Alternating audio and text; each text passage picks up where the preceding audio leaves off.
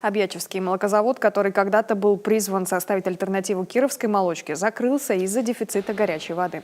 Это обнаружили санитарные врачи и через суд наложили ограничения. Дело в том, что пар нужен в таком деле для моечных работ, в частности, обработки тары. И если пара нет, это уже аварийная ситуация. Пока совершенно новое производство не сможет работать 90 суток, а значит, райцентр снова захлестнет молочкой из соседнего региона. Ей и сейчас в немалой степени захвачены прилавки местных магазинов. Надо же все анализы сдать и по сырому молоку, и по готовой продукции, и получить сертификаты на продукцию. Запуск этого производства 3 года назад обошелся Обьячевскому сельпо в 13 миллионов рублей. Здесь перерабатывали в кефир, йогурт, творог, сметану, сыр и масло около 3 тонн молока в сутки. Теперь его будут возить в Талицу на завод предприятия «Южное» за 115 километров. Впрочем, районном управлении сельского хозяйства уверены, что молзавод откроется раньше, чем через 90 суток.